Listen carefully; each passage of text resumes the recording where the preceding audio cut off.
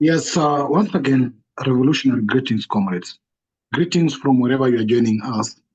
We are, of course, the Consciousness Study class, which is a philosophical and ideological class. And we do have our philosophical and ideological class where we read and discuss the philosophy and ideology. We're talking for Dr. Kwame Nkrumah, which is the philosophy for total liberation, total unification, and total development of Africa. And we do this reading every Thursday from, of course, 7 p.m. London time, 6 p.m. GMT. And basically what we do is to try to go through the thoughts and the thinking of Kwame Nkrumah, which he put down in that book called Conscious in Book. And we've been discussing various things and various aspects so far. We started the introduction where, of course, Nkrumah introduced us to colonial students and the categories of the colonial student, whom we can prefer to be the category of either Pan-Africans today, they being the conservative, the liberals, and the progressive or the radicals.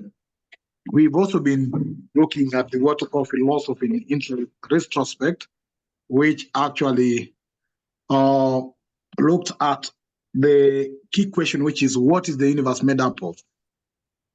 And how what the universe is made up of. So we came across two main philosophies and ideologies or whether we came across what we call materialism and idealism. We discussed so many things, including things like the inside-outside thesis. We discussed things like the law of relativity. We discussed things to include rationalism and empiricism, consciousness and self-consciousness, a perception and perception, logical tools like constructionism, nominalism. So all this is what we've been covering. And we end up that chapter by saying that our universe is a natural universe with this basic law being matter, with matter being the basic objective. So this is what we have been discussing and what we've been reading in our main philosophical class, which takes place every Thursday. Some of you have joined us, and we encourage more of you to join us. We started the second phase of our reading and studies in our class since June last year. So we're almost clocking 1 year now since we started the second session. And yeah, the output has been good. We've been able to upload all our previous recording on our YouTube channel for future references. So far, we have uploaded over 70, and we've also been able to reach out to over 22,000 impressions with so many people watching and either getting to understand and study this. So basically, that is what we do as a class. So the Africa unification concept and Africa unification discussion started in between our second session because we used to have one session on Thursdays. Now we came up with the Saturday session where we open up discussion about and around Africa unification, where Africans or Pan-Africans can engage on a conversation in regards to the unification of Africa. What are the possibilities or impossibilities? What are the challenges and advantages? What needs to be done in order for Africans to actually attain the unification? Even though we know, yes, according to Nkrumah, liberation is very fundamental in order to get a true and genuine unification. So once again, feel most welcome, and that's what or who we are as a class. So today, we are actually going to look at Africa Unification Part 2. Our brother Tao actually gave us in our Part 1 the aspects of ethnicity and ethno-linguistics majorities on how most of the countries that are united, like for example, China and other countries, have the majority ethno-linguistics. So he actually, based on his conclusion, is that the biggest challenge for the unification of Africa will actually be the many ethnicities in Africa, those so-called tribes or nations, and the aspect that unifying them might be very hard because we don't have the majority ethno-linguistic community or ethno-linguistic grouping in Africa.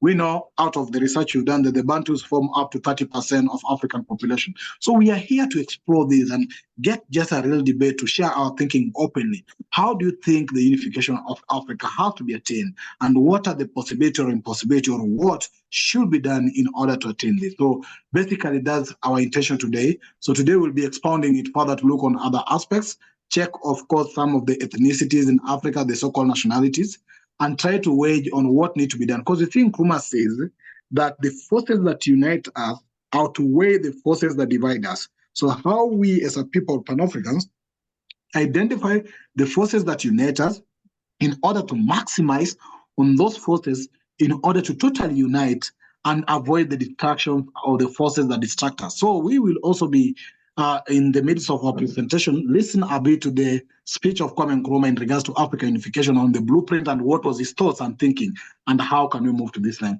But before we go there, we always take a brief updates in what's going on in our continent through the Continental Magazine, where Brother Kwame, who is actually our chair of our Conscious and Study class, will lead us in that to give us some briefings in regards to that. So thank you very much and welcome all. Brother Kwame.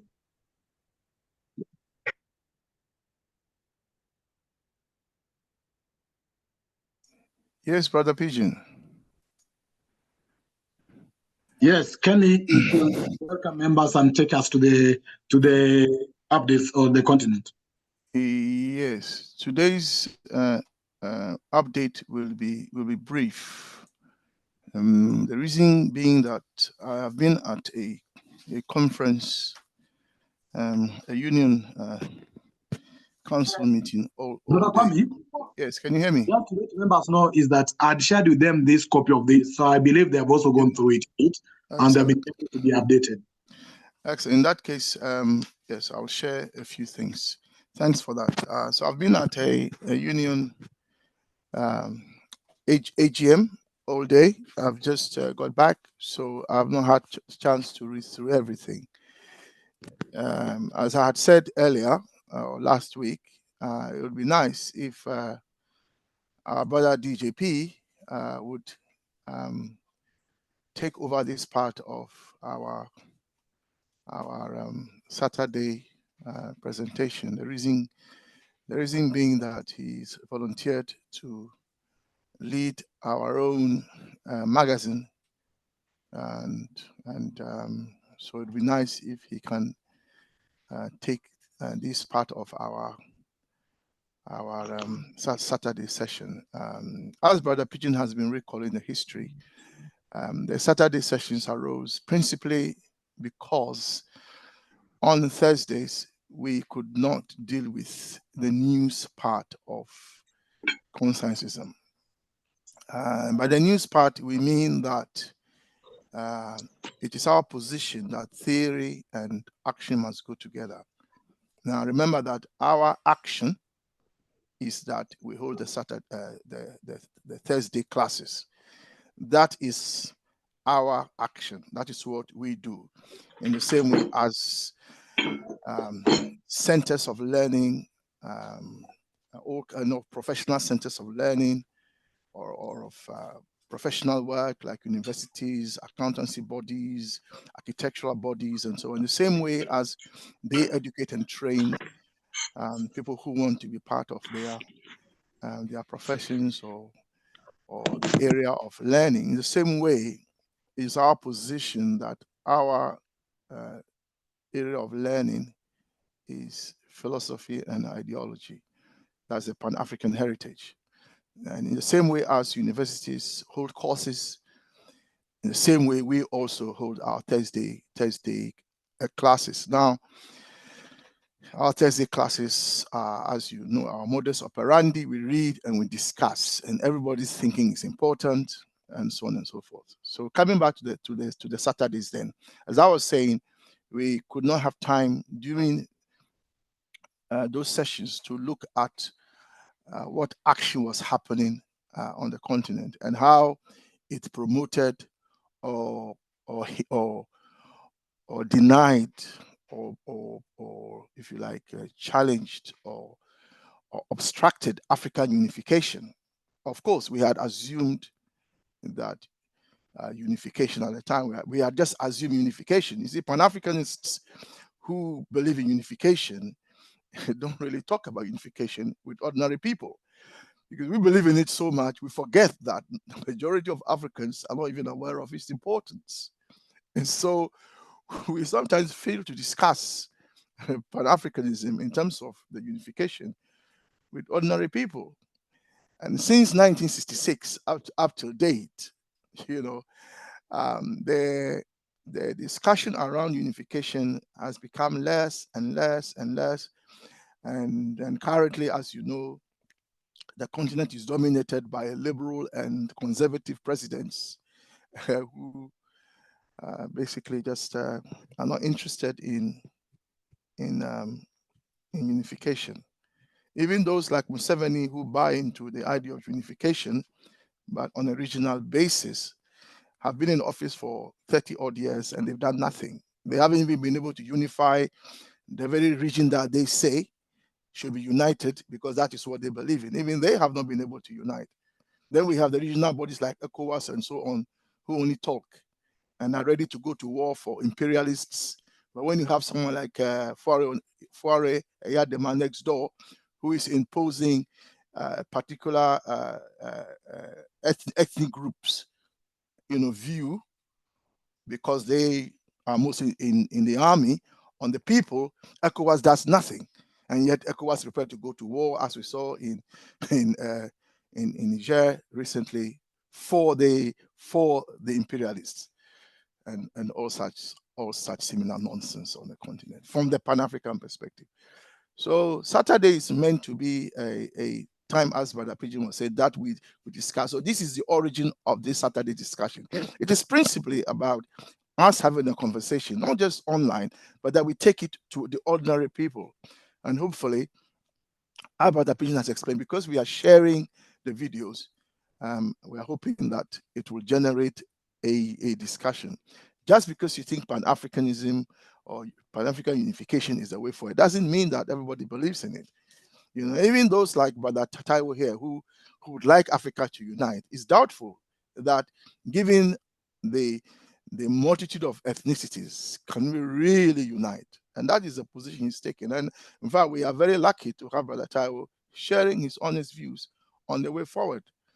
And so our position as a study group is not to be combative with respect to what he's telling us, but to listen and then to say, okay, so there's a problem. So how do we solve it? That is the position that we have taken.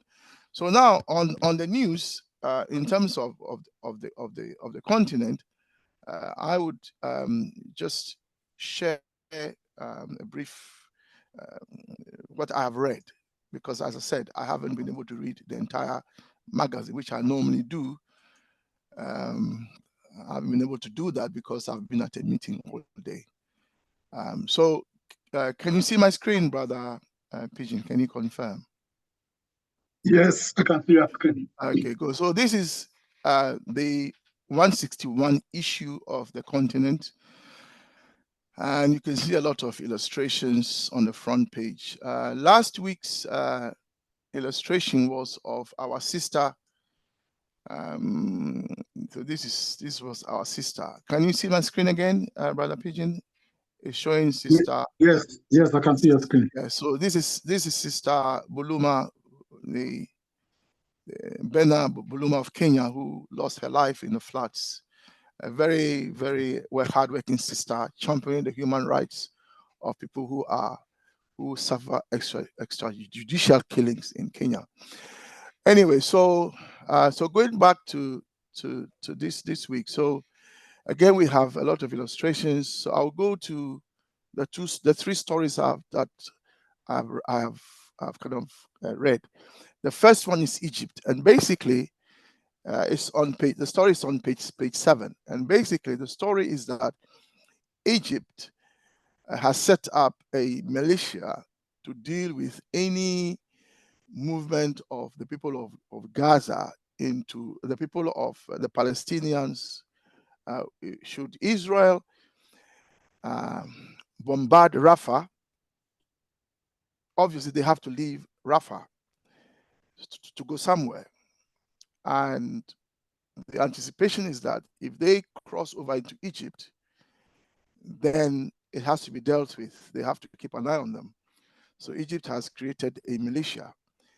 The continent's position is that is not solidarity with the people of Palestine. But the Egyptian position is that solidarity, although this is not in this part of this magazine, but the Egyptian position has always been that when Israel is allowed to bomb the people of Gaza out of their cities and towns, there's no return for them. The Israelis will never allow them to return. And that is why Israel is not interested or doesn't want to even consider opening the borders for Palestinians to flee into Egypt. Because if they do so, Israel will steal their land, as they have done up till now. So that's the Egyptian position. And so they are not interested in solidarity, not because they don't like the Palestinians, but because it is, in their view, in the interest of the Palestinians that they stay put so Israel doesn't steal their land. And that's why they have prepared their militia to deal with that. So that is the news on Egypt. The other news, if I go back to the top again, the other news is the news on, I'm just scrolling up, on Togo. Togo, as you know, is, so that is on page 12. And Togo, as you know, is next to Ghana. And for some of us from the eastern part of Ghana, like myself, called the Ewe people, we were split into 3 nations during the 1884 division of the continent. So some of our people found themselves in what was then the Gold Coast, others were in Togo, and then the others were in what used to be called Dahomey, but it's now called Benin. So if you look at the African map, the old African map, you can see that from the eastern part of what is now Ghana all the way to western Nigeria was inhabited by people called the Ewe people, EVER. And then when they split Africa into spheres of colonial territories, if you like, were divided into 3. So the Ewe people are being split into 3 now. In Togo, and they our people normally live on the coasts, fishing, farming, that kind of thing. But when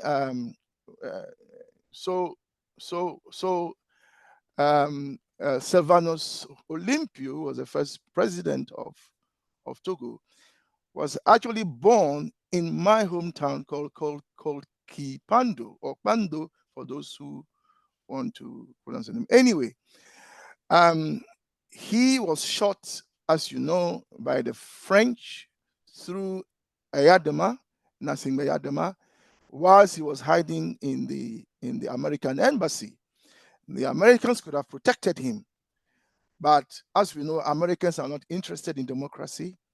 They have never been, and even though they claim that all men are equal, they are, except if you are black or if you're an African American. So we know the history that America has never been interested in democracy. In fact, America goes around the world overthrowing democracies.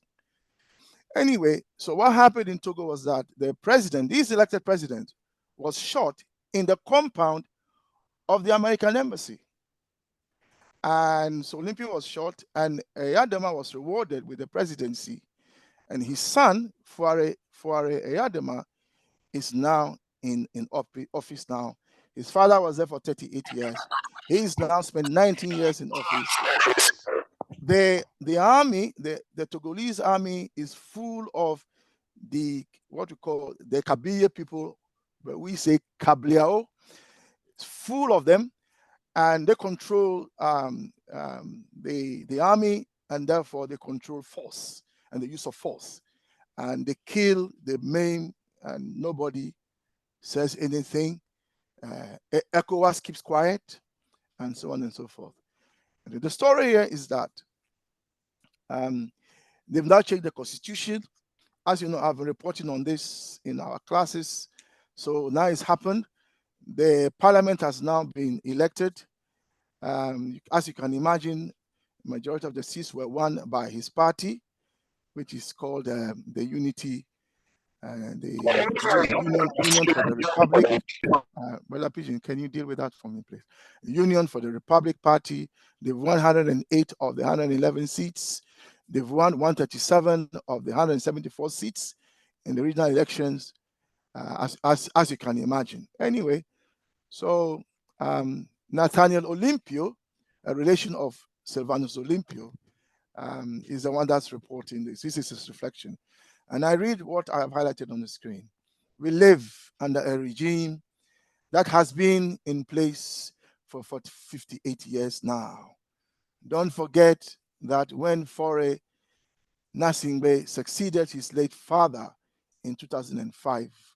He did so in violation of the Constitution, which called for the head of the National Assembly to take power. Those who opposed him, 500 were slaughtered in Togo. ECOWAS did nothing. The same ECOWAS wanted to go to war in Niger. Anyway, so that's the story here. So he is now basically will be an unelected president. Interestingly, that constitution, you see, this is the thing. If you say that constitution is not good, how about the British Constitution? Because the British Constitution, where I live, the president is not, the head of state is not elected because he is a monarch. The head of government is the leader of the party that wins the majority in parliament. Well, that is what Togo is doing. So then when you say, well, what Togo is doing is wrong, but then you look around across the sea, and some of the most powerful imperialist nations are just doing exactly the same thing. So now you can't have media people from say England, from the BBC, criticizing Yadam. I go, well, you do the same thing. In fact, in Swaziland, as you know, it's similar. There's well, it's different from the UK, but they have there an executive monarch. You know, not the same here, because rules to parliament. But what I'm saying is that the parliamentary system, in terms of the executive prime ministership, is the same there. So here, Rishi Sunak is the head of government, you know, and he wasn't directly elected, but he's head of government by virtue of the fact that his party has a majority, even though he himself, leading the party, has never been elected. You know, it was Boris Johnson that was before him. So the whole thing is just messy. If you look around the whole planet, capitalism has just messed everything up, you know, and so this is what we see in Togo. Now, his argument is that the Togolese people can do something. And remember, my people in Togo are the majority ethnic group. So Brother Taiwo's presentation, in light of last week and what he will tell us today, is going to be very interesting, because what we have there is the domination of a group that is not the ethnic majority.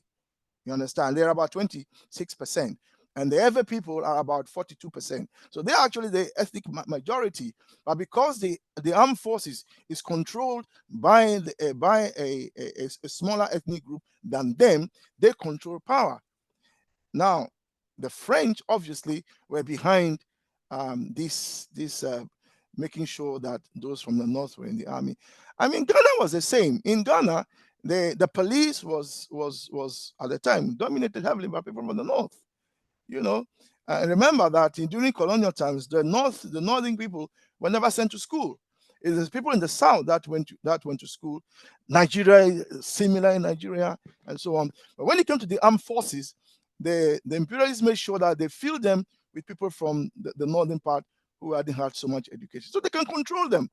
Now comes independence, these same people are now in control. So what happens?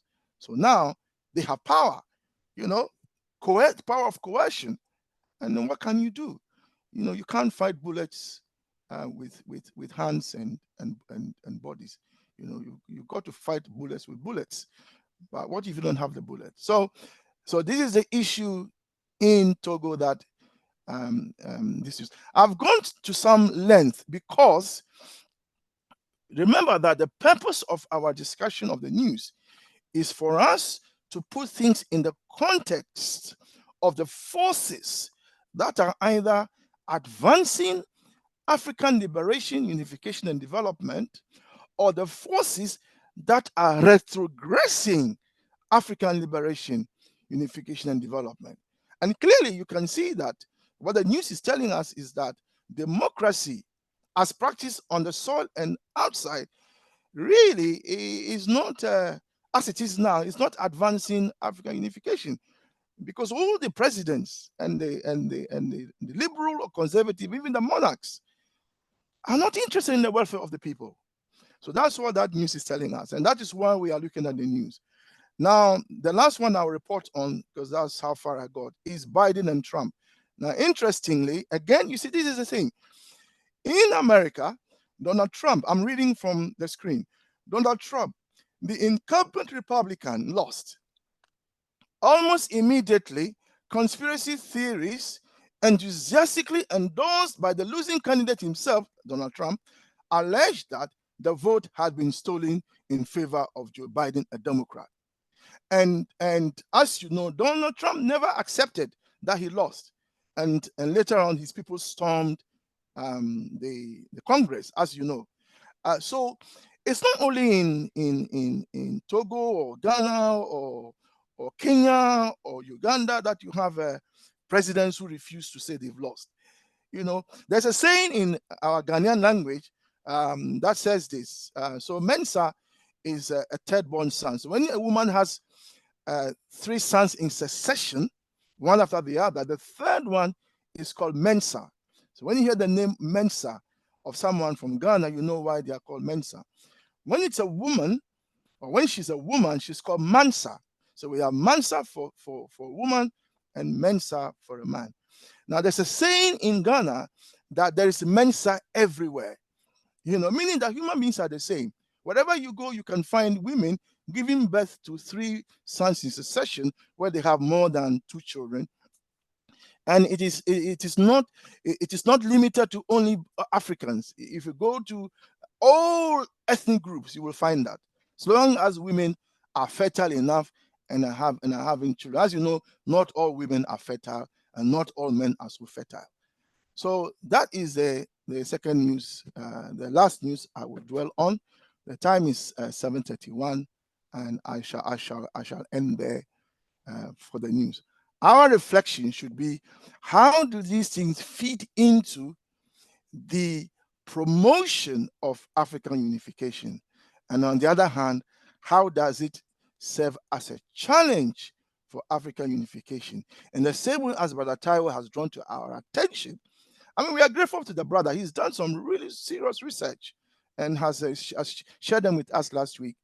And so going forward, he will just summarize his presentation for us from last week, and then we'll open the door for counter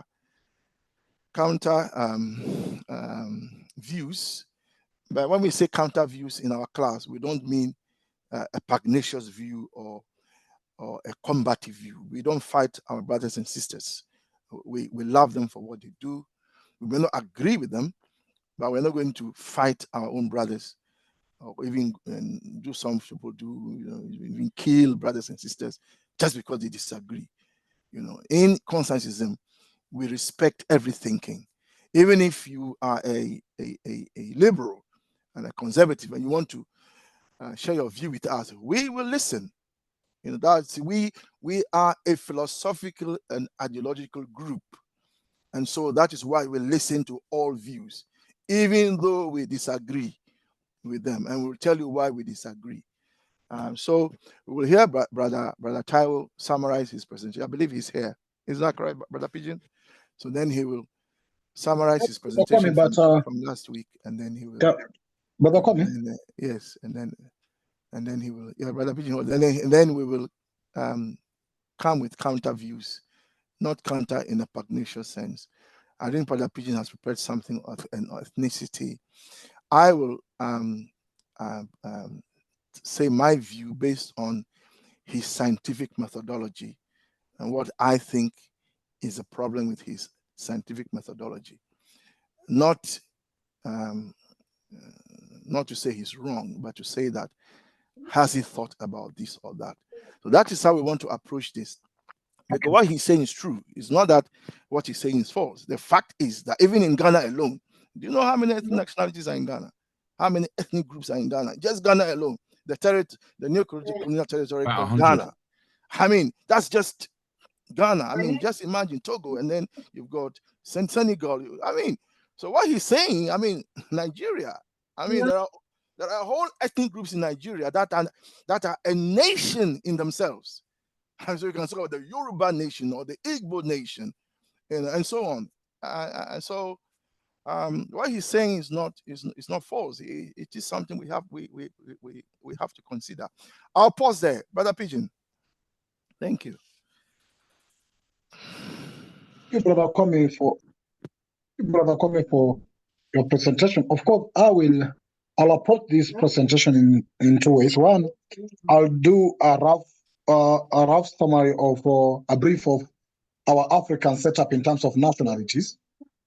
Then I'll do that brief comparative analysis. Then Brother Taiwo will come in to give his position. Then we will... Brother Pidgin, don't do it that way. Since he presented last week, remember, not everyone here may have been around last week.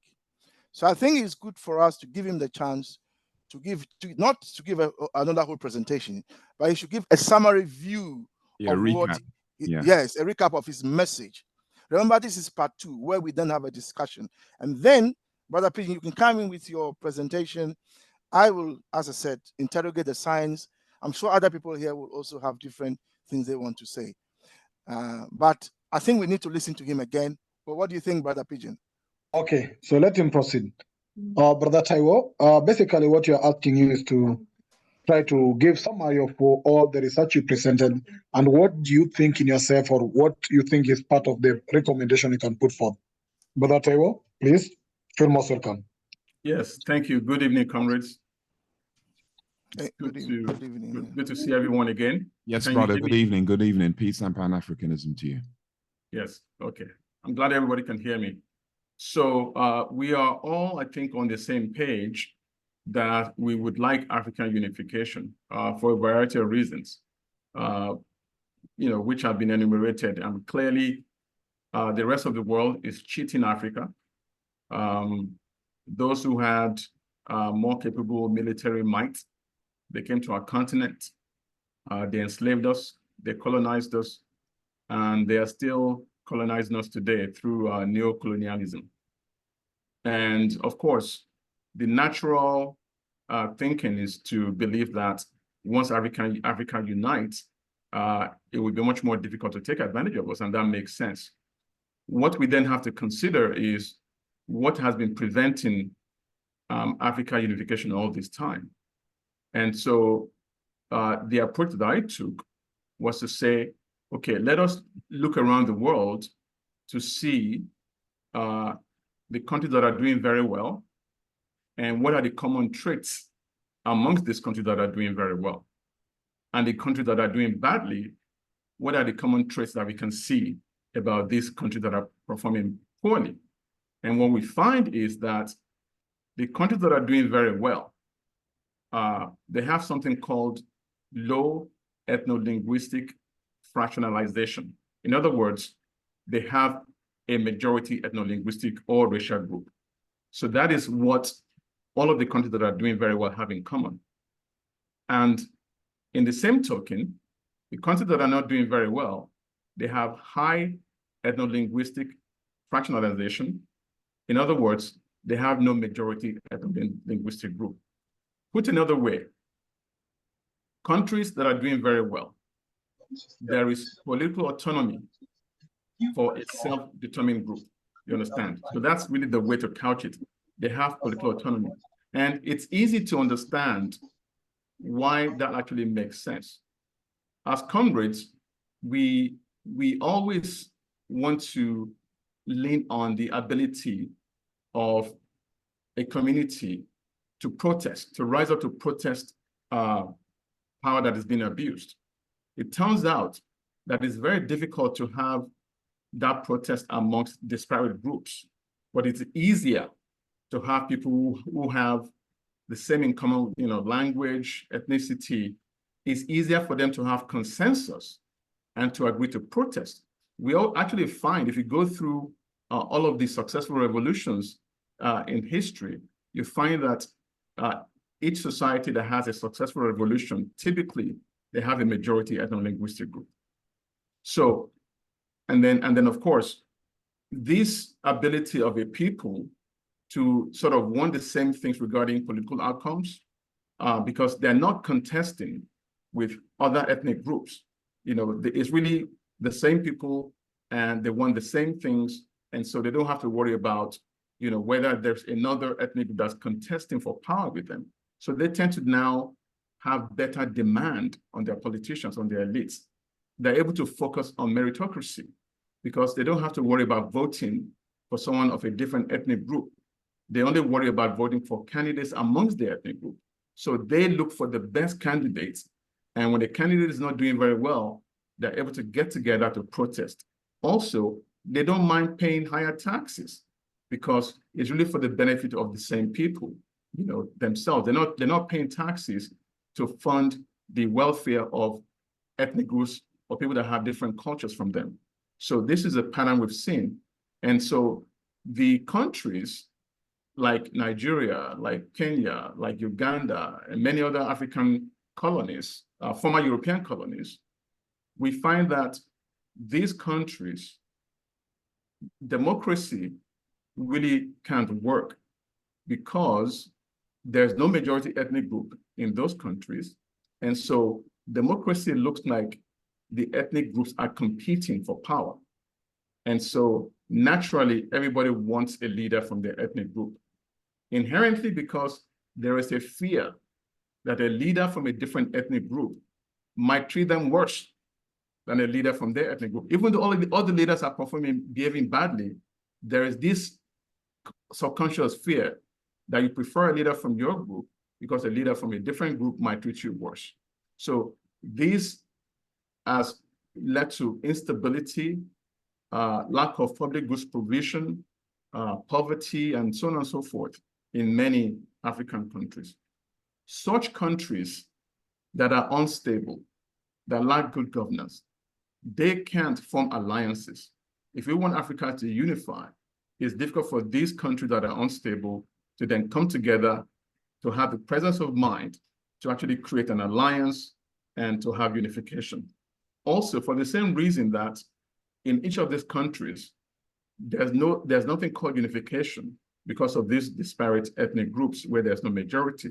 In the same wise, we can't expect Africa to unify with so many ethno-linguistic groups. So what we need to do is allow political autonomy for each ethno-linguistic group that wants it, and the stability and the good governance in many of these societies then will make it possible for Africa to unify because we're one, we have the same continent, and then we can then, of course, oppose the disadvantages, or at least repel those who are taking advantage of from other continents.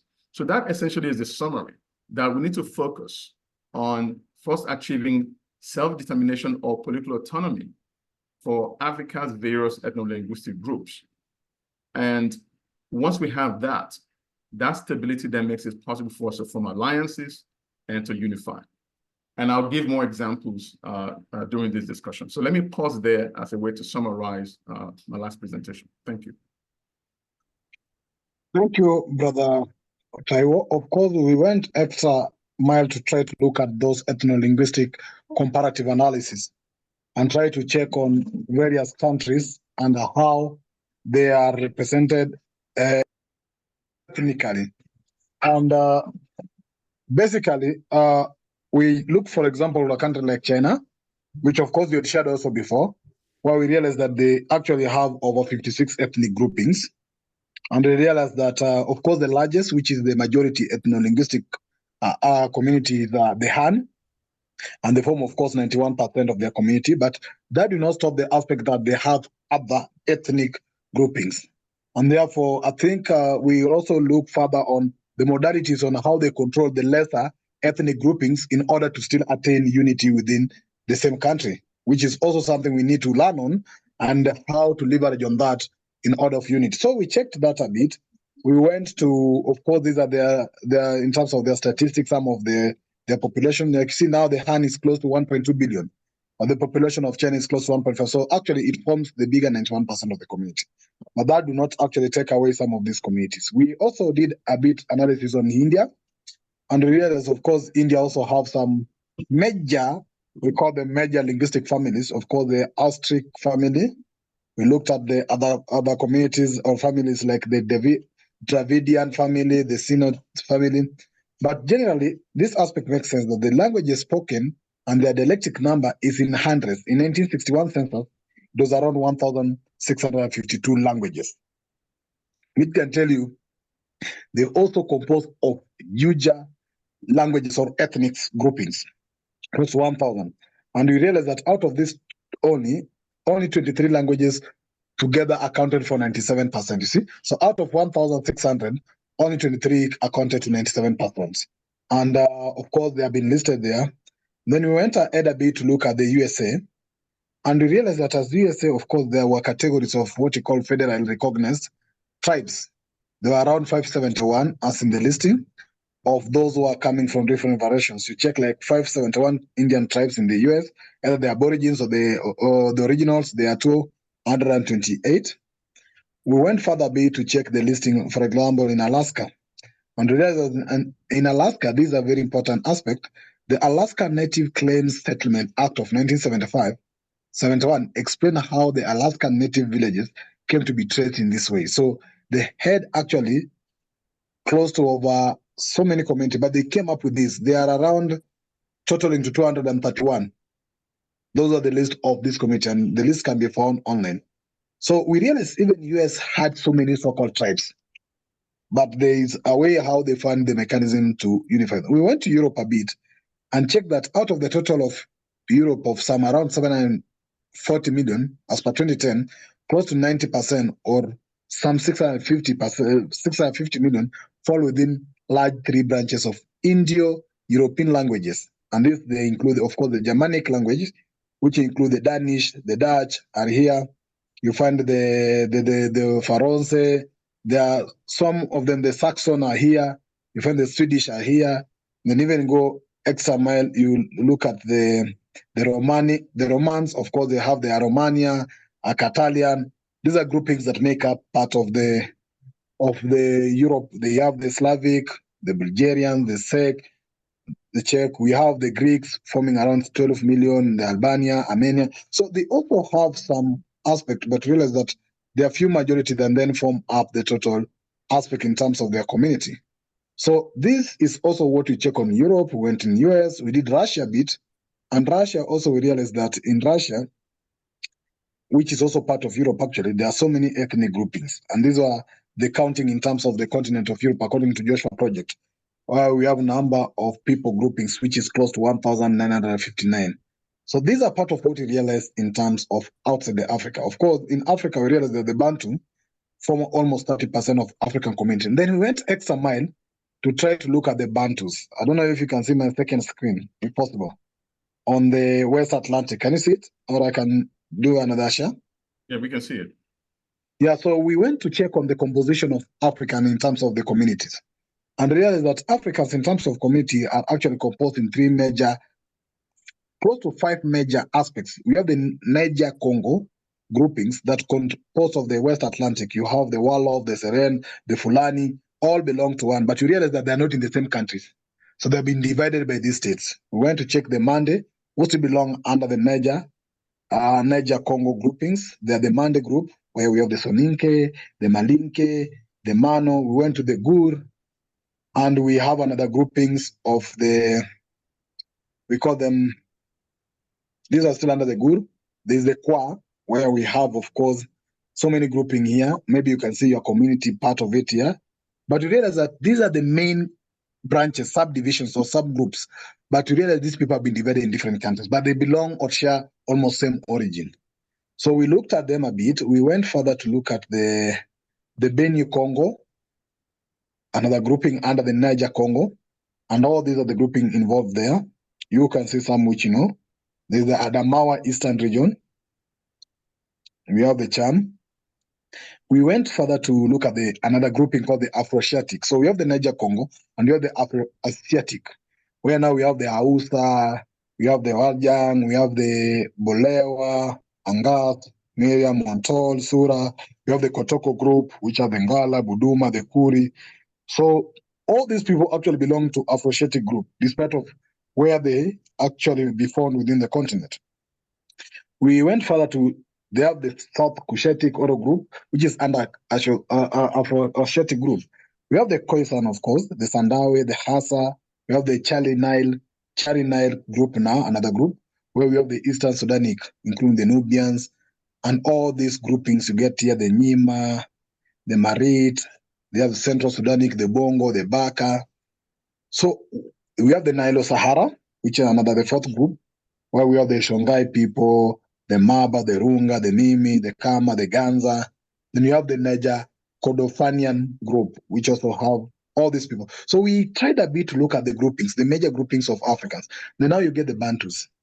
The Bantus now is the biggest group, which form over 30%. You see, all of them are here. So irrespective of where they are within the continent, they are one nationality or one community.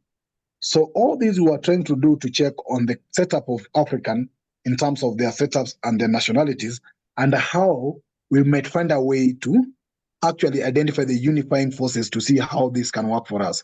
Because the division in terms of states actually even make the same Bantus from one side to another side to still fight, despite of them belonging from the same original groupings, you see? You will find that the Bantus in Lesotho fight the Bantus in Swaziland, or the Bantus in South Africa find the Bantus in Zimbabwe, and yet they belong to the same community just because of the territorial boundaries. So these are part of what we went around in terms of our composition as an African setup. And I think, as you've said, it is a matter of how do we find a way to actually have an harmony and unity that can then fulfill the actually aspirations and the welfare of Africa. So I'll stop here and allow Brother Kwame to come in. Brother Kwame? Thanks for that presentation for the file. Yeah, Brother Pigeon, sorry, I'm eating there, brothers and sisters, so sorry. Caught with your mouth full. Sorry, so Brother Pigeon has shared with us the ethnic diversity of the African continent. Now, the reason we did that investigation, and it's still ongoing for us, is that we came to the conclusion, along with a Ugandan brother who I met in London, who wrote a book called Taking Back Ownership of the African Habitat. It's a very small book. Get a copy if you would like. I'll share the link in the chat in a moment. So he wrote a book called Taking Back Ownership of the African Habitat. And there are two main arguments in there. The first one is that when the imperialists came, not all Africans received them with open arms. That Africans split into three main groups, which we have used in our class. The first group are the conservatives, and they, to some extent, share the imperialist position of domination, of autocracy, and only think about themselves and their immediate family. And they see political power in terms of how their family can dominate the political economy. That's the first group. The second group, let me go to the other side. Then the other group that oppose the conservative position are what Nkrumah called the radical Pan-Africanists. Remember, the first group are also Pan-Africanists. You know, they're also Pan-Africanists because at the time they also wanted independence. Then the radical Pan-Africanists, they take the position that the wealth of Africa is for the majority Africans. In other words, the welfare of the people is the supreme law. Therefore, the wealth of Africa must be used, first of all, to advance the standard of life and the welfare of the African people, which is the opposite of what the conservatives stand for. For the conservatives, the wealth of Africa is for them and their families. So you have countries in Africa, but the Pigeon again has looked into a country in Central Africa where the president and his son basically just control all the wealth. The wealth, which is from oil, is mined by the Americans, and the Americans will say, well, they're not happy with that, but if they leave because of that, other imperialists will just step in and do what they are doing. So they're not prepared to leave because there's no democracy. So then we have between these two opposing groups, the conservatives and the radical Pan-Africanists, or the progressives, if you like, we have within them the liberals. And the liberals are the group of Africans who are not on either side. They don't wholly like what the conservatives do, but they don't like the radical Pan-Africanists either, because they also want to have wealth. So, in as much as they oppose the fact that the conservatives must keep the wealth for only themselves and their family, because they also want some, they don't like the idea that the wealth must go to advance the welfare of the people, because that means that they will not have the kind of wealth that they want. And some of these people, if you like, are business magnates, politicians, and and so on and so forth. And so those are the liberals. In some territories of Africa, the radical Pan-Africanists went as far as those who know the history of Uganda will know, basically just killing off all the chiefs who welcomed the imperialists. They met and then they decided, and then I'm not saying I agree with them, I'm just sharing what they did. They just put them to death. All the leaders who signed anything with the imperialists, they just put them to death.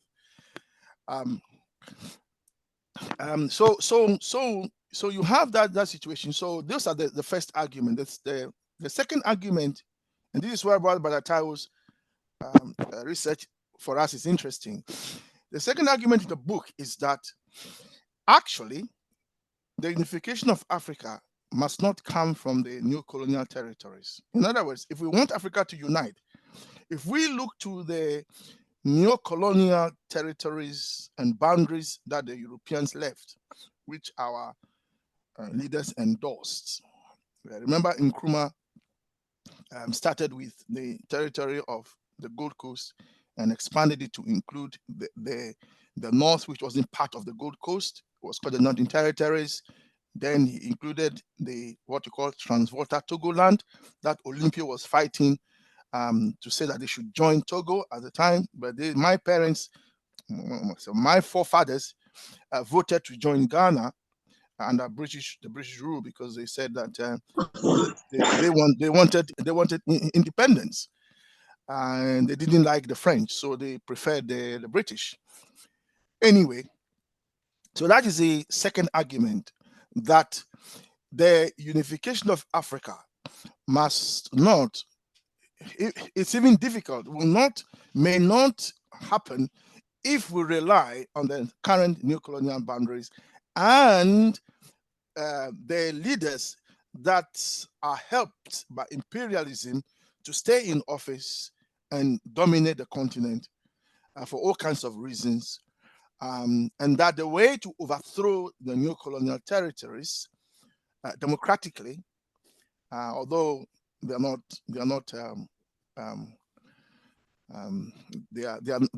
not against war, if that is what is required.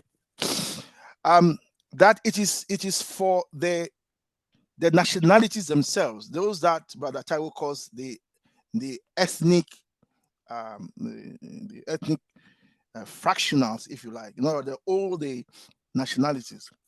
It is for them to come together and make decisions for the nation, for Africa, because that is how things will change democratically.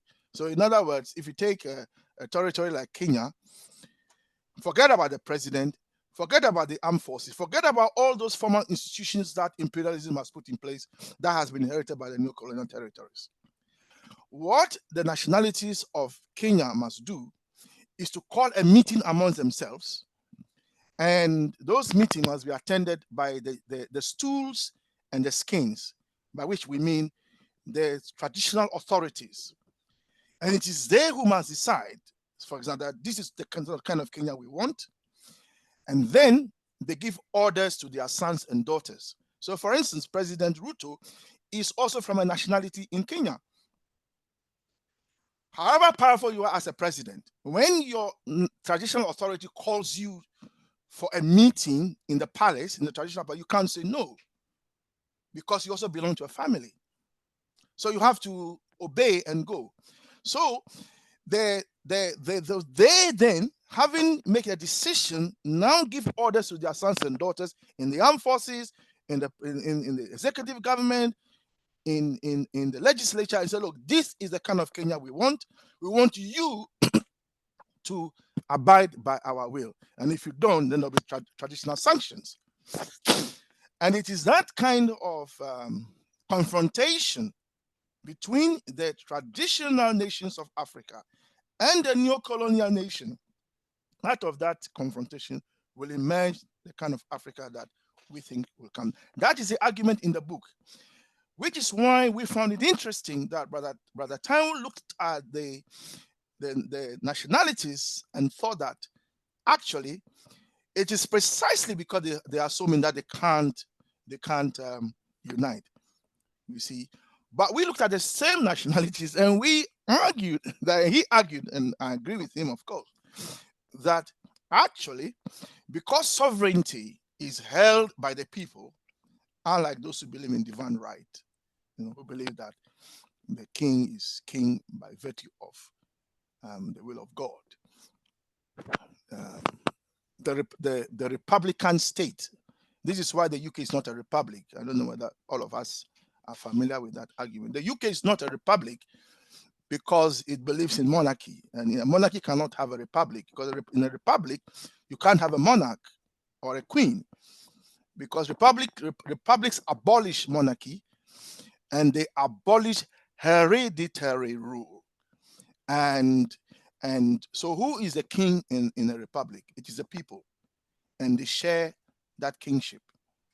You see, so we looked at the same nationality and the diverse ethnic nationalities, and this is our position, because we believe that sovereignty is held by the people. And who are the people? But they are the nationalities. So if they hold sovereignty, it is they who are sovereign, not any state. The state is not sovereign. The army is not sovereign. Sovereignty rests with the people. Therefore, it is up to the nations, to meet and make a decision, and so on. So that is where we are coming from. So what Brother Pidgin has shared is part of our research into the ethnic diversity of Africa. And for us, that is a plus for us. We don't see it as a problem because it actually shows the strength in diversity. It shows that we are such a diverse people, that is our strength. The fact that we are so diverse, that is our strength. In Swaziland, where there are just one people, even there we have domination by the monarch. So just having one nationality constituting the state does not, and Brother Taiwo has recognized this, by the way, we must say, it doesn't mean that it will translate into democracy. But you see, the problem is this. For us, the fact that there is ethnic, if you like, domination, because that is what it is. What we are saying is that one ethnic group dominates the nation, and the argument is that can be a good thing, because it means that they have good governance. But you and I know that is precisely the problem. That the economic system in these countries is called capitalism. Capitalism does not care about ethnic affiliations. You understand? Capitalists pursue the organized interests of capitalists. They don't look over their shoulder and say, well, you are from my ethnic groups, therefore, if I have to make money off you by selling you, I will not sell you. They will sell you if they have to sell you for profit. So capitalism is not interested.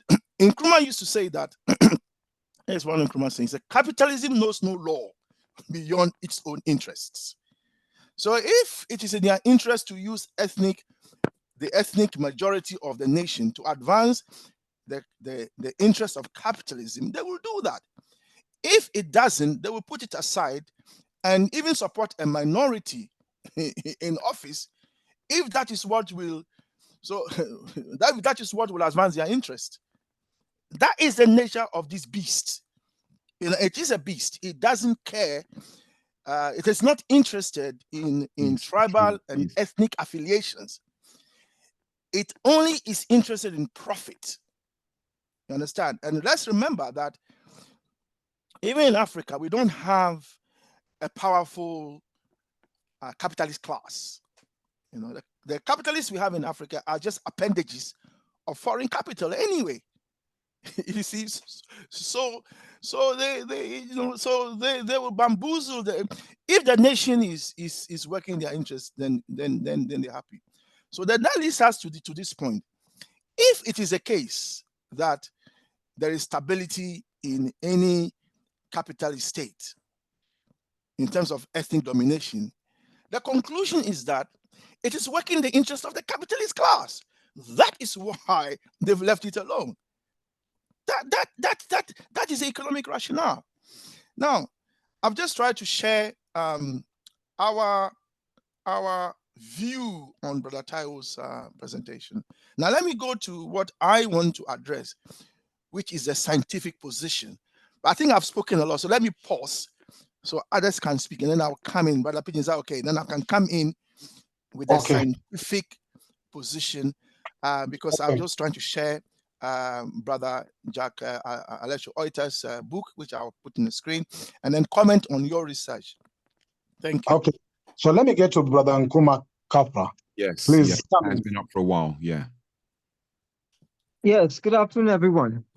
How long is this meeting going to last? Is it 2 hours or 3 hours? We are having the next 52 minutes to end. Yeah. It's only 2 hours.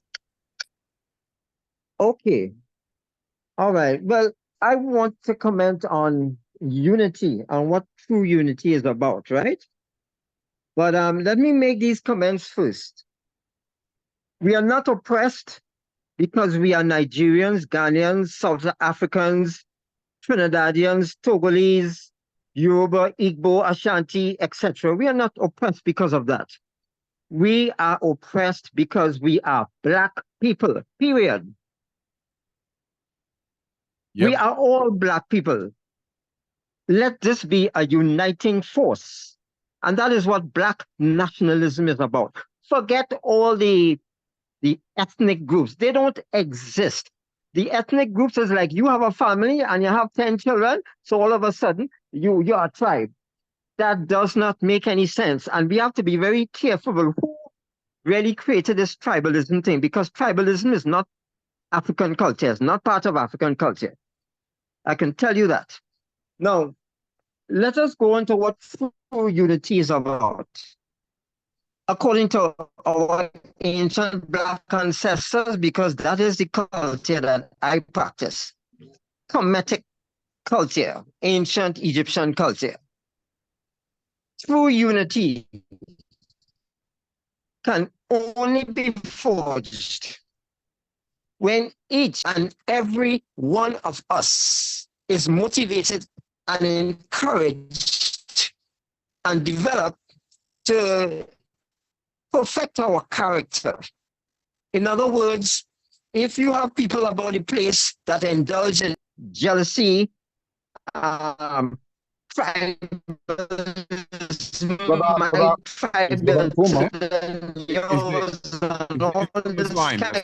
nonsense. Nkrumah, I think your line's breaking up, brother. Yes. Okay, Brother Nkrumah, just to let you know that your line is totally breaking. Yeah. So can you work on it? Okay. Are you all hearing me better now? Yeah. Yes. Yeah. Right.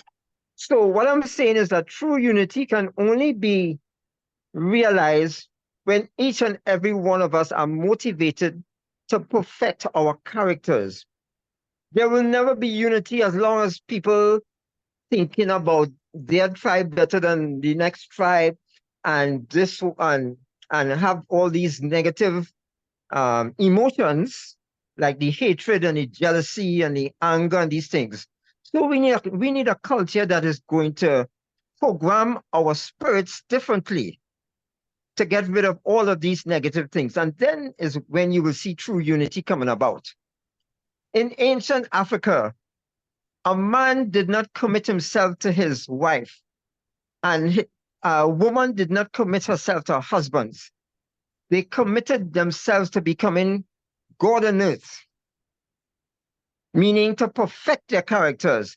And that is the way they achieved unity in the family. And I dare say this is exactly what we need to do, and we will bypass the million different problems that you think we are facing. We don't have many problems, you know. We have one problem, and that is lack of self-knowledge. And the knowledge of yourself is that who you are is a divine being. And if everybody thought like that, it'd be a totally different ball game. And the problem is not uniting Africa, you know. Africa is a continent. A continent don't decide to unite. It's the people of the continent. And we have to seek to unite Black people, because there have a lot of white people and Chinese in Africa that they're doing just great. They're coming to Africa and making all the money and living very high. So it's not about uniting Africa, it's about uniting Black people. And in so doing, we will take back our lands and our resources, and we will reunite our people. I will stop there to give somebody else a... Thank you, Brother Nkrumah. Brother Taiwo. And anybody want to come in, please just raise up your hand so that I can give you space to speak. This is a free space where you can speak and share your thinking. Yes, Brother Taiwo. Yes, thank you for letting me speak. I wanted to address Brother Nkrumah's comments. I think that we need to understand that the average Kikuyu man does not hate the average, I don't know whether major ethnic group there is in Kenya. There's no hatred between them naturally. This is why we see inter-ethnic marriages. This is why we have great friendships across ethnic lines. This is why we have business relationships across ethnic lines. The one thing that people must not fail to understand is the conflict comes from group contest. You understand? That is the only realm where there is issues. So it's very important for Brother Nkrumah to know that the area of contest where fractionalization rears its ugly head is when we have to confer power, because power has a lot of advantages, a lot of benefits. You understand?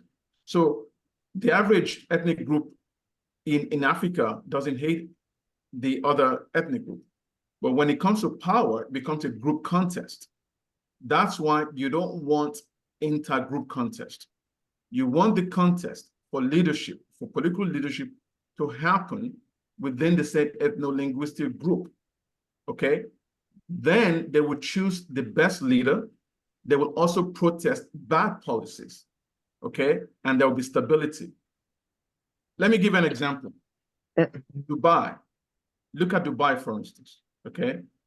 The population of Dubai is 3.2 million people. Only 300,000 are indigenous. The Emiratis are 300,000. So they have 2.9 million expats. But the power lies in that 300,000 Emiratis, the political leadership and power. In other words, the real problem, if you were to allow real democracy in Dubai, you are going to have conflict. You're not going to have good governance. The Indians are the largest expats in Dubai, followed by Pakistanis. Then you have Iranians and everybody else. The indigenous will lose power. You're going to have conflict. Dubai will not be what we see today. So the key point here is political autonomy for ethno-linguistic groups. Let the power, the concept of power be within a group, not across groups. So this is very crucial. And to support Brother Nkrumah's observation, before the Berlin Conference, okay, before Africa was divided up and merged together with with the same ethnic groups spread across different countries, it was not unusual for foreigners to settle in a host land. It was not unusual for Hausa people, and by the way, Hausa and Yoruba, Igbo and Yoruba are both Niger-Congo languages. Yet in Nigeria, Igbos and Yoruba are like enemies when it comes to politics. So just a side segue to the first presentation after I spoke, that was trying to categorize the languages by language families. That is very irrelevant, I have to say, unfortunately. The same with the French and the Germans don't see themselves as one, even though they belong to the same Germanic languages. But the point I'm trying to say is that each language that is distinct, the Europeans see them as a nation, okay? And that is where power must reside and power must be contested.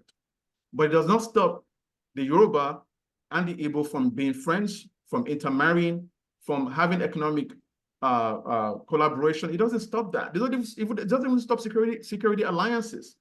We must understand that human beings, when it comes to political power contest, it becomes a group contest. And this is why I want to make sure that we don't sort of mix together the issues here. We have to see very clearly. The issue really is about political contest, because it is the people that we give power to that are going to share public resources, you know? And so people feel comfortable for a leader from the ethnic group sharing the resources. They feel like a leader from a different ethnic group will not share the resources equitably. They also can't hold that leader accountable. And it's true. So if there's no majority, okay, in a society, or if there's no political autonomy for the indigents, then you can't have the consensus required to hold the leaders accountable. This is evidence. We don't need to get emotional about this. It's just pure evidence. We can't dismiss it. It's human behavior. I wonder why in the Bible, this whole idea of the Tower of Babel, if you go back to that story, I don't know what the significance is, but it talked about the moment God gave us different languages, we weren't able to work together anymore to build that tall tower. So maybe language is by design for us to speak different languages so that we cannot collaborate. I don't know, but there's human behavior that cannot be dismissed. It's cross-country across the world. So Europeans are not excluded, Asians are not excluded, and Africans are not excluded. Each group needs to have political autonomy. Thank you. Okay, thank you. You missed my point a bit. Could I say something? Brother Nkrumah, there are other hands before you, please. Yeah, but he missed my point, so I need to address exactly what he just said. But Nkrumah, let's we allow us to give other people a chance, because you have a few minutes, please. Brother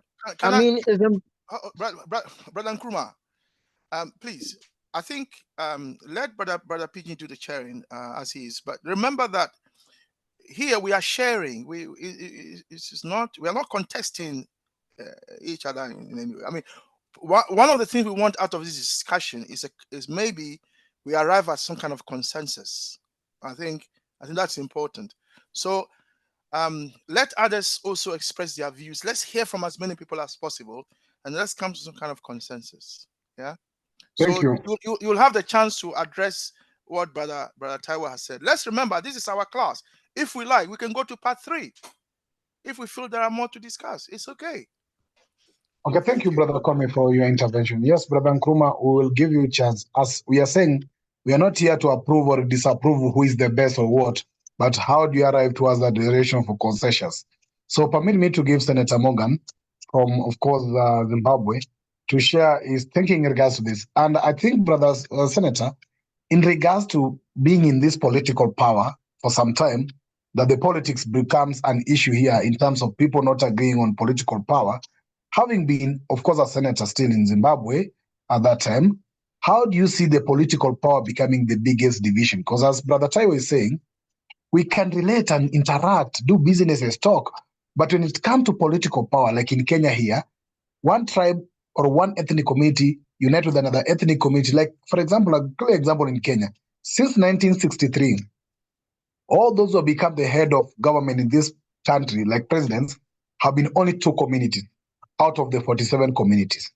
And that is actually the Kikuyu communities who happen to be the Bantus, and the Kalenjin communities, who happen to be the Nilotes, and they always come together to combine their numbers for them to get the political leadership. But another thing is that their political leadership as president has not translated to improve the welfare of their tribesmates or their ethnic communities vis-a-vis other ethnic communities who have not have that political power. So it has only helped their class of political class, but it has not elevated the livelihood or the welfare of their ethnic community above other ethnic communities. So, Brother Senator, of course, Morgan, kindly come in also as you share your perception and take into consideration some of these few elements I'm trying to put forth. Thank you. Senator? No, thank you so much. Let me take this opportunity to greet all of you. I think as Africans, we have to bite the bullet and try to overhaul ourselves culturally and try to overhaul ourselves from any influence from the external forces. Right now, the way I see it, it's not that we can't unite as Africans. We are not being brave enough and courageous enough to confront the monster. In my view, when we fought for the liberation of Africa, that is from the times of Baba Kwame Nkrumah until South Africa became independent at last, we were very clear what we wanted to achieve. We wanted to achieve a system of governance that was going to be inclusive of the Black majority. Did we achieve that? We never achieved that. None of the countries in Africa achieved that goal. We did not complete the revolution. This is the way we're trying to go now. When we were liberating ourselves, the people that we were fighting against planned in advance, and we were gullible. They introduced a governance system of their choice, which they designed. A governance system which has created what my brothers were talking about. When you look for a leader, you look a leader from your ethnic group. Out of 46 countries and tribes in Kenya, only two ethnic groups are ruling. It is because of the gullibility. We took a system that was designed by other people from somewhere and imposed it on us after we fought for the liberation for the continent. So that is where we went wrong from my point of view. We are playing a game. We are playing our system on a template that is managed by outsiders. If you go back to the originality of Africa, as we're trying to discuss here, what kind of governance were we supposed to have developed to the current levels of technology? We had a system. If you carry out a study across the whole of Africa, you find that there was this African system of governance that was then obstructed by the imperialists, and the imperialists ruled us for a range of 300 years. And after defeating them from the War of Liberation, they imposed a system on us, which is called Western democracy, which we gullibly accepted. In my view, I said, by embracing the Western democracy, we are not aware that we are eating a sweet that is laced with poison. We are very happy to have democracy the way it is done, but the intention of the democracy is to divide us. Do you know what they do? We go on for election, party X wins, and the party Y wins. They go in between and cause serious division. For the next 5 or 4 years to the next election, we don't focus on our issues. We don't focus on developing our economy. We will be fighting among ourselves, Part X and Part Y. This is happening across Africa from Cape to Cairo. We're in a permanent civil war, passive civil war, where there's no arms being used. But more than half of the African countries right now, they are in a physical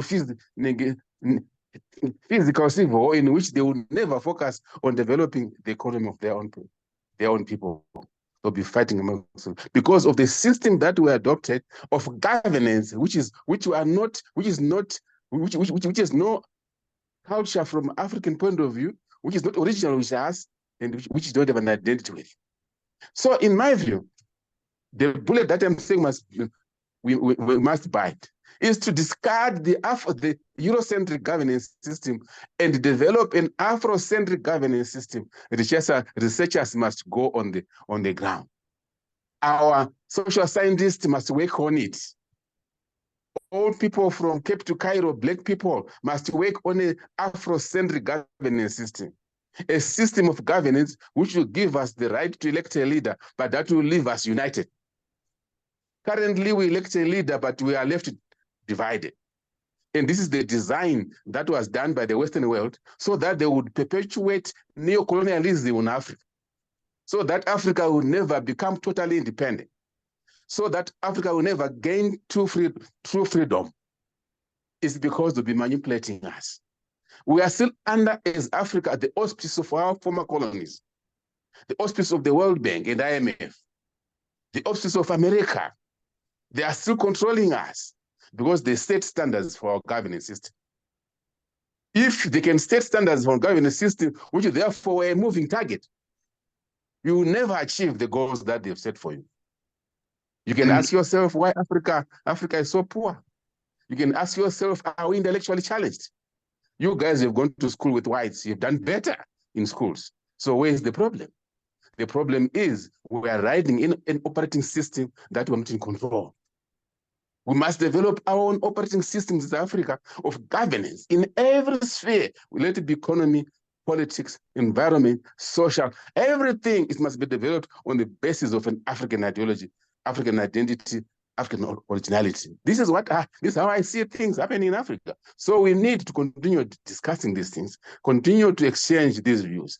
We are almost there from the way I listened. Some of you guys are really, but we can resolve it by having a governance in each country initially, which does not divide us. Thank you. If we have a governance that does not divide us in each country, we'll be able to unite the entire African continent from there. Thank you so much. Thank you. Thank you. Senator Morgan. Brother Kwame? Yes, let's listen to the African anthem and then we continue. Thank you. Thank you. Yeah, Brother Kwame, continue. Yeah. Thank you, Brother Kwame. So it's very clear out of our conversation that our unity in terms of social, cultural, political, economical aspect is possible. The hardest part is political unity in terms of who controls power. And from Senator Morgan, he says that the problem that brings like democratic process where the winner takes or the majority leadership is based on the numbers, then lead us to a situation whereby the community with majority numbers will forever rule over the community with minority numbers. But also, it has been clear that that has been practiced. But still, even that community representative leading a nation or a country still do not result to the welfare of the people from that community being actually elevated above other communities. And the aspect is narrowing down to how to have a control system that controls political power that then can bring us together in an inclusive system without fights. Because indeed, that's what's going on even in African setup. But permit me to get the thinking from Brother DJ Mr. P and Sister Tapua. DJ Mr. P, please. Thank you, my brother. Thanks very much. Peace and Pan-Africanism, everyone. I just want to say quickly a couple of things. I very much agree with what Senator Morgan was saying and also Nkrumah as well. We've got a number of issues, and I posted a message in the group saying that Africa doesn't actually have any problems. A couple of months ago, I was on a Zoom and they asked the question to the group, how do we fix Africa? And I put my hand up straight away and I said, it's not Africa that's the problem. Africa doesn't actually have any problems. Africa's been there for millions of years. It doesn't have a problem. I said, it's the people, us Africans, actually have the problem. And they didn't understand what I was talking about. And when I broke it down, I said, look, at the end of the day, we are confused. And I think we are a traumatized, damaged people. And we've forgotten who we are. We have forgotten who we are. So too many of us have a assimilated and bought into westernized culture. Even the continentals, even our brothers and sisters in Africa on the continent are buying into the whole westernized thing. The reason why I say that is because of access to the internet, what people are seeing on social media, it's shifting people's minds in the wrong direction, in my opinion. Now, I've traveled, I've been around, I've visited Africa many times, I've visited the West Indies many times, I've visited America many times, and I see a common trait among us. It doesn't matter which country we're from originally, it doesn't matter which tribe we're from, it makes no difference. I'm seeing the same common traits that we have as a people. So this is where we need to start. We have an identity issue. Our issue is with ourselves. It's with identity. And that's where I think we actually need to start. And I'm so glad that Nkrumah said what he said about personal development and working on ourselves, because for me, that is a huge part of the answer for our unification. I'm an advocate for personal development, yes, but I start every radio show by saying it makes no difference which tribe you're from. My tribal heritage is Fanti from Ghana, it's Bassa from Cameroon, and also Jola, the Jolas, originally from Zimbabwe, but they're in also West Africa as well, from Gambia. So I'm proud of my heritage. I'm very proud of my heritage, but I want to make it clear, I am African first. Doesn't matter about the tribe or the country or the island, it makes no difference. I'm African first. And I think we need to start looking at things in that way, because that is going to actually help us with our self-identity. For example, on the negative, in America, our brothers and sisters are being shot like dogs on the street every day. Do you think those police officers want to know, are interested in, or give a flying flamingo which tribe or island or country you're from? They don't care. The commonality that we all share as Africans is our complexion. It's our skin color, it's our hair, and our facial features, cheekbones and nose, okay? So we're very easy to identify and to pick off. So they don't care where we're from. All they know is we're African and we have to get taken out, and they'll shoot us.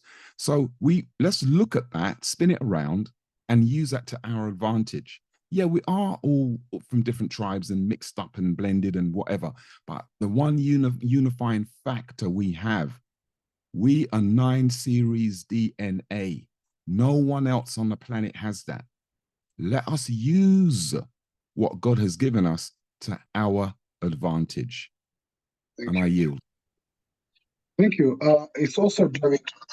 As I started, I said, Nkrumah said, Nkrumah, that the forces that unite us outweighs the forces that divides us.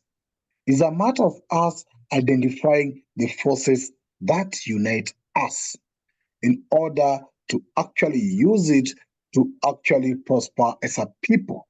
So these things like tribal and whatever are just forces that are used to divide us. But what are the forces that unite us? And that is where we should take further the conversation to analyze this further. I will ask a simple question as I move to Sister Tapua. Look at the political system the China is applying. Do they apply the current democratic system in order to maintain 1.4 billion population, the so-called majority system? What is the system India is using to sustain their country with a population equivalent to Africa?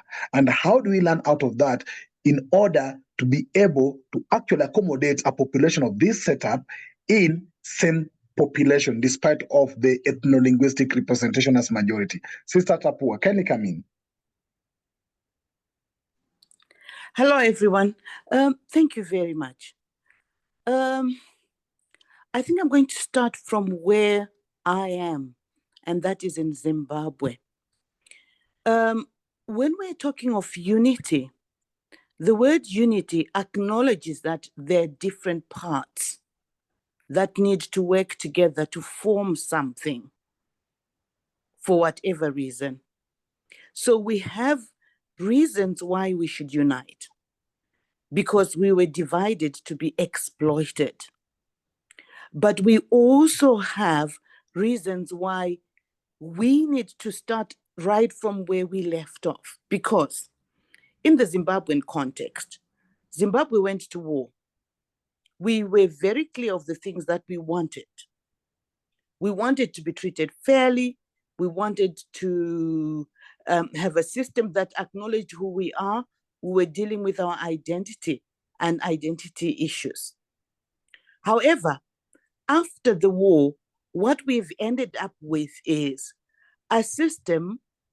We've actually inherited the system. We're fighting to inherit the system that was imposed on us. And the result is the same, except that it's the color of the oppressor that has changed.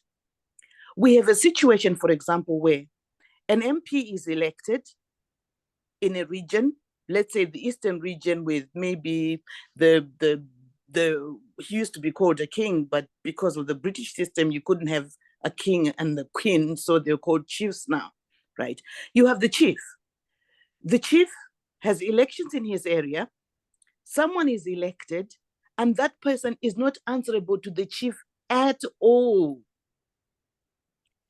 Sometimes they don't even live in the area. They don't come back until after 5 years, and so on. And I was looking at the system and I was saying to myself, the best way to deal with this, because we're talking about development, we're talking about looking after people, we're talking about people's interests, is to have a system where, like one of the brothers has said,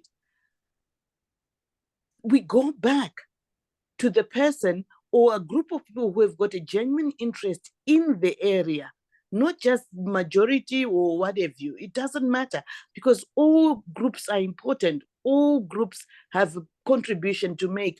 All groups must feel secure. So we need to look at coming up with a system that serves us and serves us well. We are people who feel for one another. We are people who are compassionate. We are people who are driven not by profit, but people who believe that I am because you are. And until we go back to putting systems in place that acknowledge that, then we're not going anywhere. So I'm saying, one, the boundaries that were imposed on us, we need to get rid of. But before we do that, we need to work on the confidence of the people within the areas.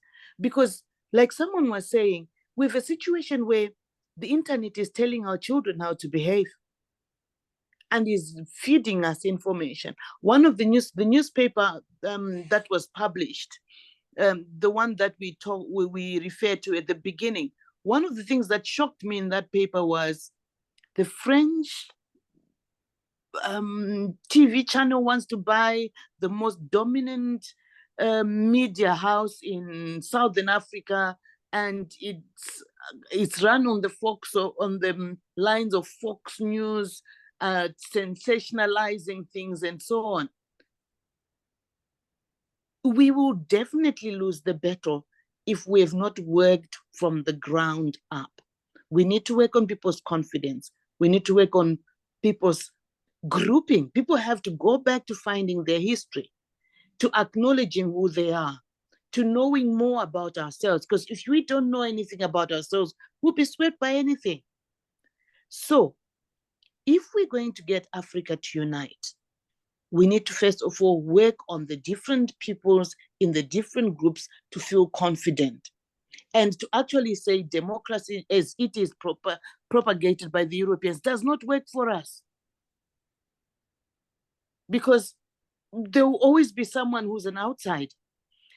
I've lived in the UK, and I've lived in Scotland, and I've seen how the British system is trying to acknowledge the different groupings that are in the United Kingdom and giving them morsels of power and acknowledging them as groups so that they make decisions that fit their people. So Scotland, for example, has a problem of migration. I mean, young people migrate out. They want people to come. But the United Kingdom, the British, the English don't want people because most people go to settle there. You have a situation where Scotland wanted to remain in Europe and so on. But they're beginning to acknowledge the wishes of the different groups, but they're still trying to maintain that unity. So in order for us to survive the viciousness, the exploitation that we have suffered because we were split, we need to make sure we're united. We are Black people. And that's what, I mean, anyway, I think I will stop here for now because there is no other way. Yes. Thank you. Brother Kobe, just I've seen the Afrobarometer talking about the elections even work. Can we have a look at it as we have the conversation to see what people think about this? Yeah, Brother Pigeon, because of the Yes. time, I don't know whether we'll have time to go into that because it's Amara's hand is also up. Yeah, I want to go to Myra, Myra's got her hand up. Yeah, I'm happy to look at that publication whilst you. Yeah. So I've put on the screen what Sister Tapua was explaining about the South African situation and the French media wanted to buy it. That's what's on the screen. Yeah, I'll have a look at that now. Whilst you continue. Thank you. Thank you. So, Sister Myra, kindly please come in and share your thinking. And as you also come in, Sister Myra, in the light of this conversation, yes, we understand that political system do not actually, whatever democracy or whatever, do not actually serve the interests of Africans. For example, I'll give an example. Despite of 60 years of a rule by two communities in Kenya, who are the majority, we still suffer shortage of water, flooding, poor sewages, and it cut across all ethnicity and tribes. Is it time for us to realize that it's not a matter of our people in power, but the welfare of ourselves, and a matter of looking at ourselves as one people trying to survive for the goodness of ourselves? Sister Myra, please come in and also share your thinking. Sorry, Samara, before you speak, Brother Pigeon, is it the Kenya analysis you wanted me to look at? I was giving my analysis for the last 60 years where the two majority have ruled. Yes. That's fine. Thank you. I'll have a look at that. Thank you. Yes. Sister Myra? Brother Taiwo, sorry if I've got your name wrong. Thank you very much for that presentation. I like the idea, and I'll say why. You mentioned in your presentation, you said something about social capital. And I've seen that social capital in Uganda, because what our president did was to reinstate the kings, the kingdoms. They don't have power, but they're there. And their people, us, the nations, we have loyalty to them. An example right now is the Kabaka, that's the king of Uganda, which is my nation, is very ill. And he's been out of the public eye for a while. And it's all my people talk about. They want to see their king, they want their king. And they're very angry with the prime minister of the kingdom because they feel that he's gatekeeping their king. So I've seen that social capital the same way when the Busoga king was married. There was a lot of excitement. So people are really invested in their kings. But our president is clever in that he keeps them on his strings. He pays them a salary, so they're beholden to him. So they're not independent. But still, the loyalty is there, so that the social capital is there, absolutely. So the reason why I like the idea is I kind of see it as an easy way to break up our yes, Simon, exactly. I'll come to that. I kind of see this as a way to break up our project. So what I have in mind is, you said that if you could convince the elders, or if you convince the so something about convincing the elders. So if you could go to them, let's say if I go to the Buganda elders, or we have a parliament as a nation, the Buganda nation, and I present to them an idea. We want to work with you to develop a school for Pan-Africanist education, and they support it. And then I go to the north, or we get someone in our group to go to the north to present the same to the elders over there, and to the east, the west, and then could we do the same in Ghana and Kenya? Slowly but surely. We can't change everyone all at once, but slowly but surely.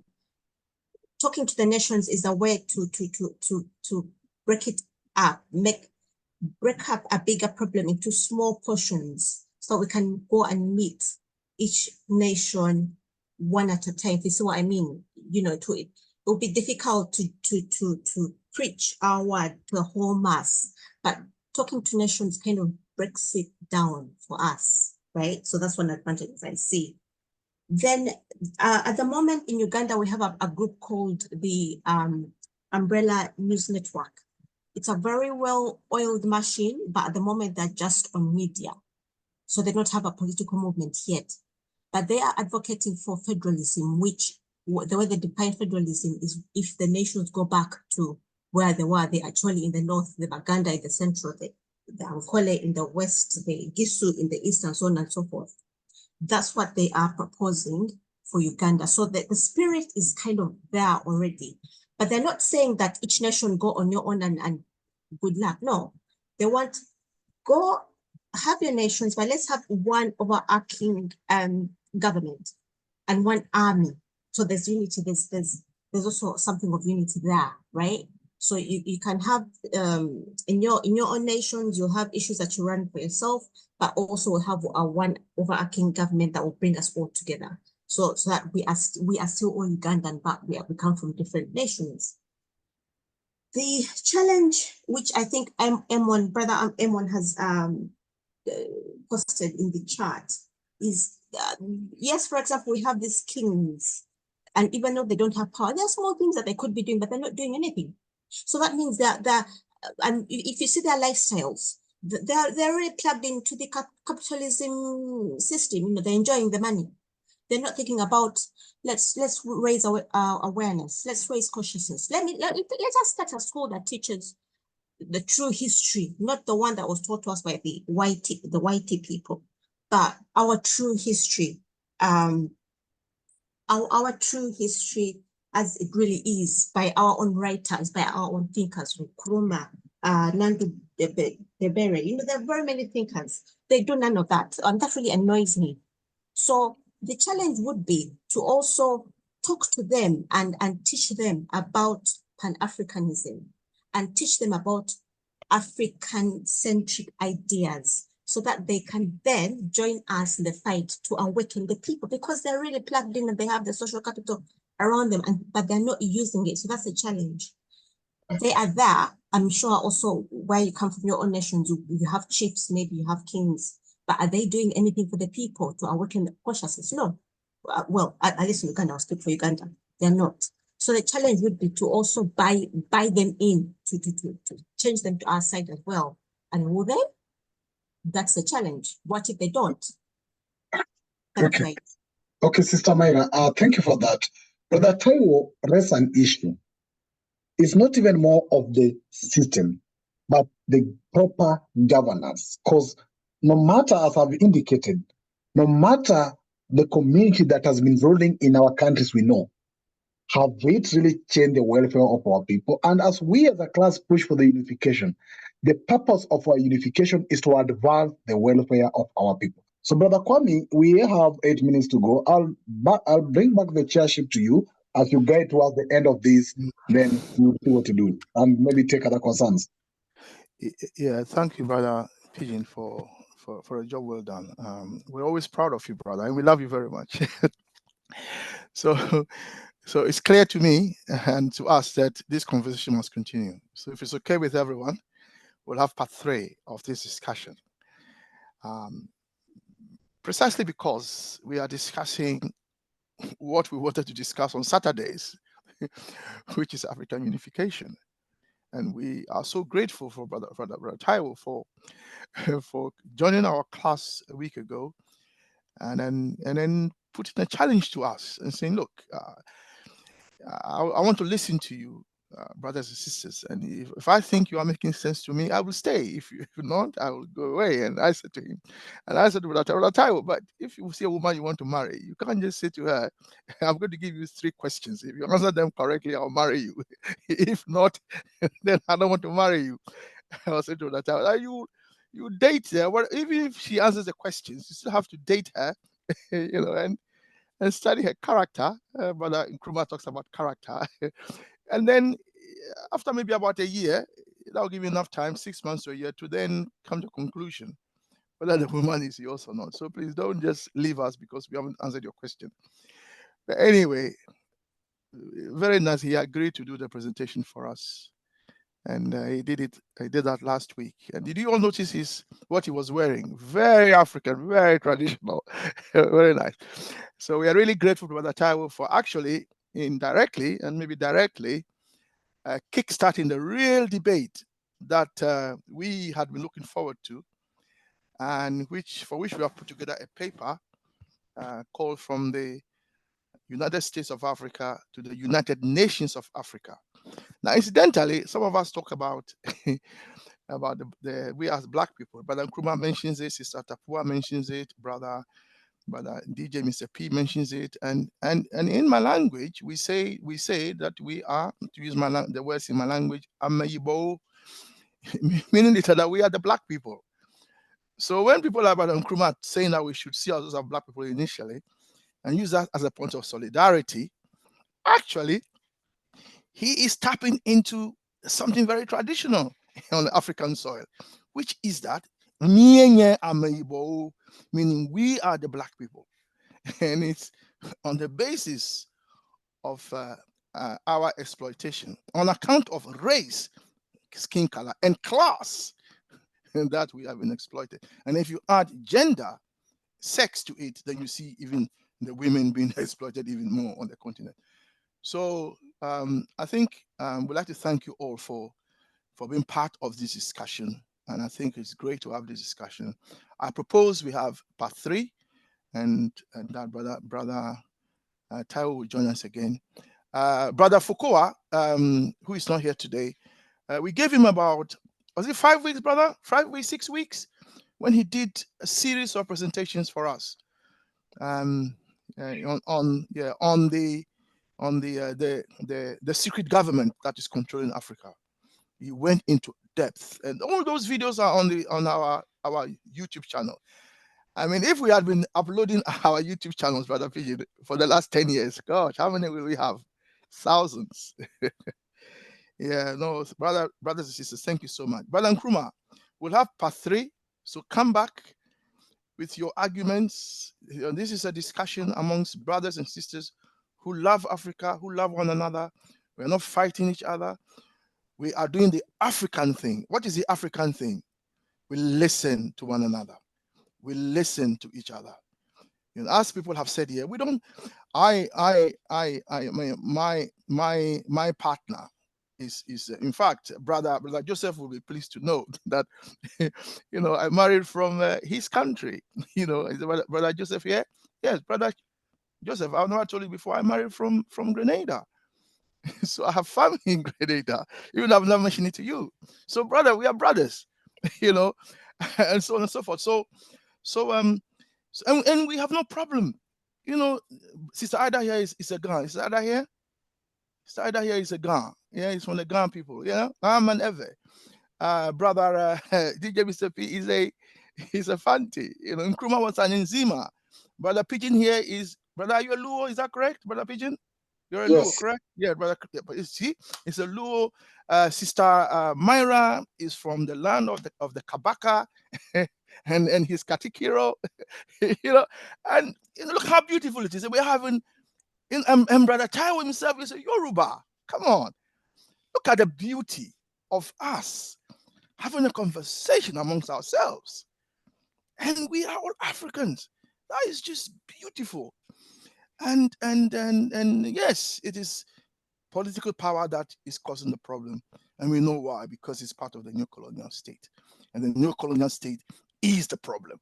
And if we deal with it, look, not only will we intermarry and laugh and sing and dance and ululate and so on, but you know, we will sit down as brothers and sisters, even in governance. Incidentally, there's some people who fight and encourage other people to fight. You know, they meet secretly and drink and chat, and you know, the actual leaders who we see in public fighting, actually in secret or in private, they don't fight. They are friends. You know, they are friends. They different political parties fighting, but when they meet as friends. They don't fight. you know, and you find this person's cousin is married to that one's brother, and so on and so forth. You know, so let's continue the conversation. I mean, I had a scientific position to present to Brother Taiwo, but I'm not in a hurry to do it because that's not what is important. We're not here to fight each other. We're here to listen to one another and hear what everyone has to say, because everyone's thinking is important. You know, we have a right to think for ourselves, which was denied us. And so you have a right to express your view. And in this forum, we listen to everyone. You know, and we know some people don't always say anything, but that is their choice. Our lovely brother Ras, based in South Africa, he doesn't say much, but he listens, and when he wants, he contributes. You know, he knows a lot about traditional Africa and the people of those who saw planets before science even knew they existed. And he can share that with us. You know, we are beautiful people. You know, I know. You know, sometimes they say that they call us the colored people. Some people find that offensive, but actually, what it means is that we are people of color, people of beauty. You know, the African is so beautiful. We are such a beautiful people. And in Nigerian films, you see that really come out beautifully when you see the cast and what they are wearing, the background, and so on. It's just so beautiful. I mean, we are a beautiful people. We just want our country back. We want our continent back. We want our diamonds back. We want our gold back that has been stolen from us, continue to be stolen, so that we can govern ourselves properly, because we didn't get that after independence. Brother Pigeon, all to say that the conversation will continue next Saturday. Thank you. Thank you, Brother Kwame, and everybody else. But I think we are arriving towards a direction. We have come from an aspect of identifying that our unity in terms of economic unity, our unity in terms of social unity, our unity in all aspects of either education and the rest can still be possible. And then that brings back to our mind again as we move with the conversation. How do we start tapping to what is possible? How do you start moving towards the unification of what is possible? Because even what appears to be possible has been impossible for the longest period possible, you see? You find that even our unification in terms of monetary unification has been not there, despite of it not being that emotive in terms of ethnic investigate. No community will actually fight another community for forming one common currency. So the conversation is moving forward. And as we move forward is that we have identified the problem in political unification. And people propose here system being one of the issue that actually makes the political issue become a problem. So let's look at two examples. How do China manage their political systems to unite 1.4 billion people, and how India does the same with a population equivalent to us? We can only be compared to India and China. Leave alone the rest of 100 million and 50 million and the rest. Forget about them. Look at people managing the same unity in our systems, and what can we learn about it? Then the next class will start again with the vision of Nkrumah in regards to what he saw as the unity of Africa, as a building block towards our conversation on how we bypass political unity, but how do we unite for social and everything. So, comrades, that is the conversation we are having next week. We are advancing this. We are not repeating the same thing. We are moving towards a direction that is leading us to some light at the end of the tunnel. So I appreciate your presence today, and I do invite you to our Thursday classes that do take place at the same time on 7 p.m. UK time. And we actually, all our discussion originate from that philosophical class. All these discussions we have on Saturdays actually have a root from our philosophical class, and you open it up for this. So join the philosophy class so that together we can build our consciousness, and together we can look at a direction philosophically and logically. So let's meet on Thursday, and let's meet again on Saturday. All the recordings are uploaded on our YouTube channel. The previous recording is there. This recording will be there by Monday. And please have some time, so when you have excess bundle or extra bundles, to listen to some of our conversations so that you can be at par with us. So thank you very much, comrades, and have a blessed evening. Beautiful, my brother. Thank you. Great session. Thank you. Thank you, Taiwo. Thank you, everyone. Bye-bye. When DJ Mr. P says it's beautiful, it's really